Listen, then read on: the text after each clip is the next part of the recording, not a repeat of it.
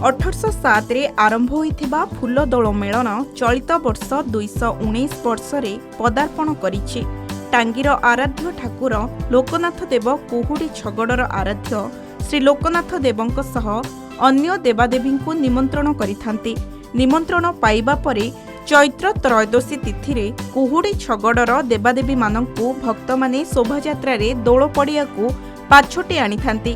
श्री लोकनाथ देव और श्री बालुकेश्वर देव आस्थान ग्रहण करिबा परे अन्य देवादेवी माने आसीन होइथांती।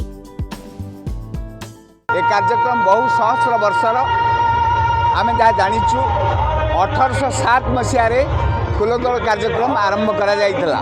एटा बोधे ओडिशार प्रथम यात्रा एवं आपर हम ओळकणा यात्रा। समस्त पाइक माने आसी एठारे किना एकत्रित हुअंती कारण ये हूँ छगड़र राजा होउछंती लोकनाथ महाप्रभु। यह गोटे ऐतिह्य रही ऐतिह्य संपन्न सेतेबेले समस्त पाइक वीर माने एठारे एकत्रित होई जेतेबेले इंग्रज माने आम देश को आक्रमण करुथिले खोर्धा गढ़र ये हूँ एक गढ़ जहाँ को कुहुड़ी गढ़ बोली कह जाए। से कुहुड़ी गढ़र ये हूँ टांगी हूँ एक मुख्य स्थान।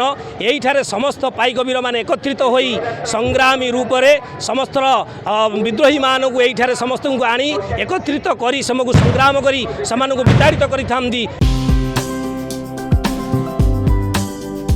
ठाकुर मानंको भक्त माने अबीर लागि करी आशीष भिक्षा करिथांती। संध्यारे कमिटी पक्षरु स्थानीय अंचलर कलाकार सांबादिक समाजसेवी और ख्याति अर्जन करिथिबा व्यक्ति मानंको सम्मानित करा जायथाय। परे परिवेषण हुए सांस्कृतिक कार्यक्रम। जनसमागम को दृष्टि रे रखी दोल पड़ियारे भली भली पसरा मिलिथाय। फाल्गुन मास त्रयोदशी दिन आम दोल मेलन हुए।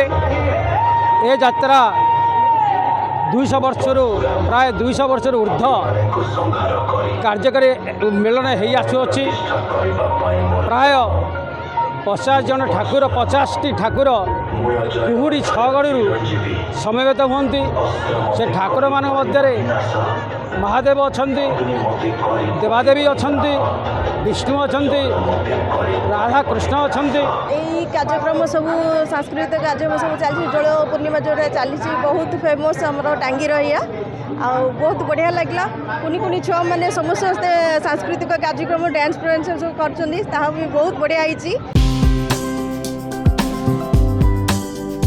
वर्षको वर्ष फूल दोलर बढ़ुछि लोकप्रियता। टांगीरू मनोज कुमार नायडू रिपोर्ट, कलिंग टीवी।